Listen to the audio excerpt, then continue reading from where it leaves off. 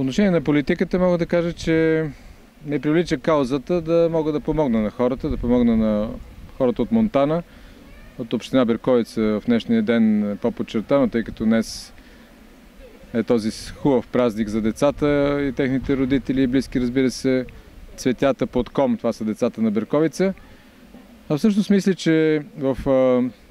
предния парламент, където преобладаваха хора от политическа партия ГЕРБ, ни се струва, че нямаше представителство, достатъчно политическо представителство на по-предприемчивите българи, на хората с малки и средни предприятия, които се мъчим много често при неадекватни мерки на правителството. Само да спомена тези закъснели плащания от страна на държавата, които след това провлачват една верига от междуфирмена задлъжнялост.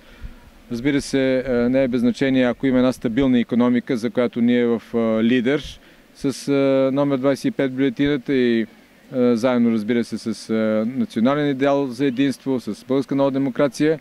искаме да подобрим това политическо представителство, за да можем след това, освен да подпомогнем икономиката, да се погрижим за образование, наука, изобщо за социалната реформа. Реформата в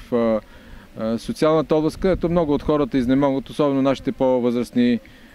братя, сестри, родители, баби и дядовци. Така че има какво да се направи. Надявам се, че в бъдещия парламент ще има една сплав от по-опитни хора и от хора, които са по-млади, те първо ще се учат, но заедно, ако всички се обединим по някои национални приоритети, които да са свързани с една, да наречем, национална доктрина на икономическия патриотизъм, ако ние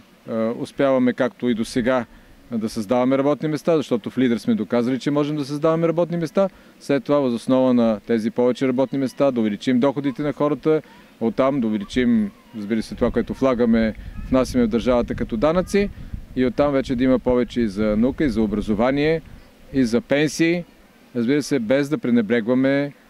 фондовете на Европейския съюз, които трябва да се използват пълноценно и максимално. Така че ние, петимата народни представители от област Монтана, се надявам заедно, както сме петима, така в един юмрук, да успеем заедно да направим повече за Монтана. Това е моят призив. Заедно за Монтана.